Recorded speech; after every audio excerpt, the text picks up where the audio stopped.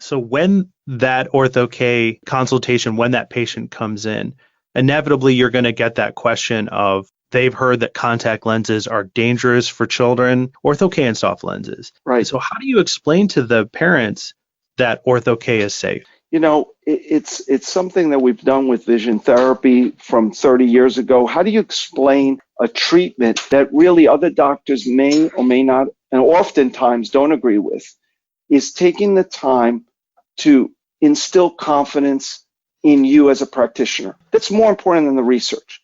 So there's research out there that states its efficacy as a treatment and its safety as a treatment.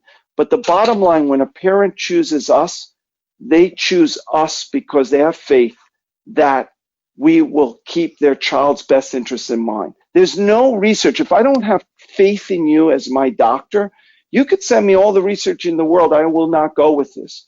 If I have a good feeling about the relationship that we've developed, I'm going to go with you whether research says it or not. Having said that, I tell them, listen, there is research and I'm going to send it to you.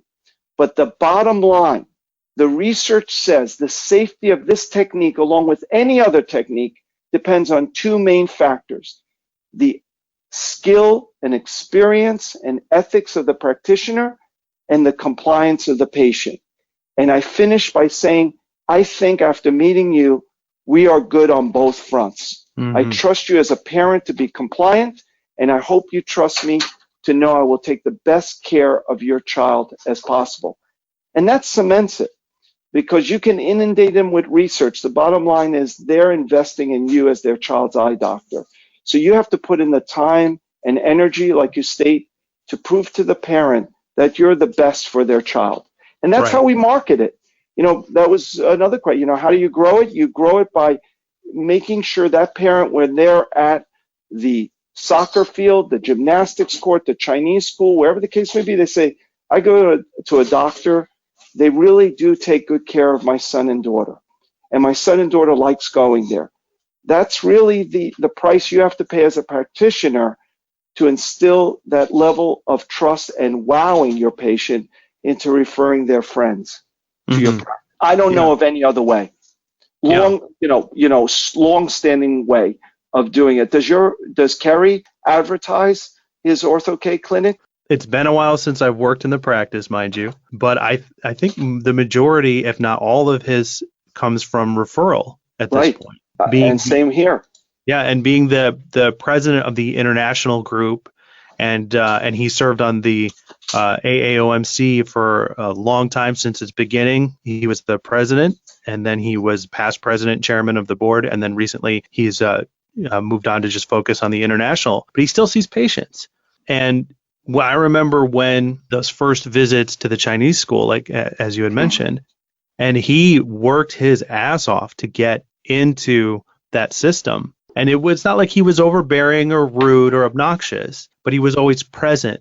And he always made a case to the organizers of that system to say, look, let me give you a presentation. Let me tell you what we do. I think this is valuable information for the parents while they're waiting for their kids to finish up their lessons. And that's part of how they rebuilt the practice after, dropping insurance, was getting into that referral network, because, that demographic of patient really responded very well to not only that enhanced level of care, but also that there was a solution. It was a slightly different culture, and that they were more in tune with something needs to be done about this. The myopia epidemic, I guess you could say it comes down to patient versus patient, but at least in my observation of his experience, that Chinese demographic, that Asian demographic from the Chinese school, definitely saw that this was more was valuable and important, and they cared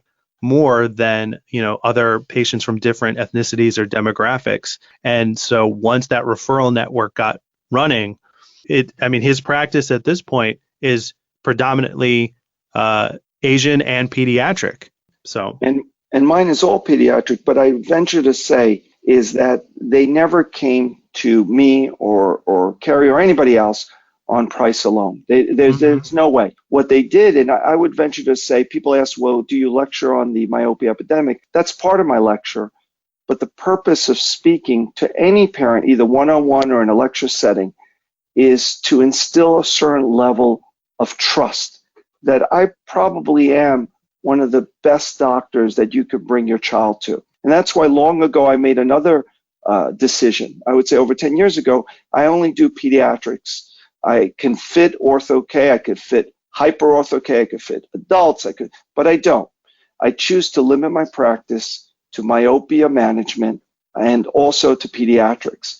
And parents understand this. And unlike your dad, is my credentials are just that I've been doing this a long time, and their friends have said that I am a good and caring doctor. And my job is to make sure I don't let that trust and regard down from friends referring to them. So the doctors out there shouldn't know, well, maybe your credentials mean something initially, but it's the care over the long term that really defines you as a practitioner in the patient's eyes.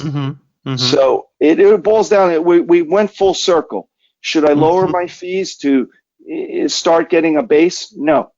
You should somehow, in your own individual way, show your prospective parent you care. And the only way I know of doing that is by picking up the phone and finding out more about your potential, your prospective parent or patient. And when they come in, you spend the time and energy in convincing them, no matter what, whether your skill set is high or low, that you're going to help their child in the best way you can. And I don't think any parent wants anything less than that. And that's how I've grown my practice. Sounds like that's how Kerry and probably thousands of other practitioners that we're not interviewing have grown their practice. Yeah, that's the secret sauce. It's the secret sauce. You know, how do you become physically fit? You know, is your diet? No, it's your commitment. It's the energy you put into it. You know, how do you have a good relationship with your spouse or with your partners? It's through hard work, energy, commitment over the long term. There's no other secret sauce that I know of. Right. Yeah, very well put.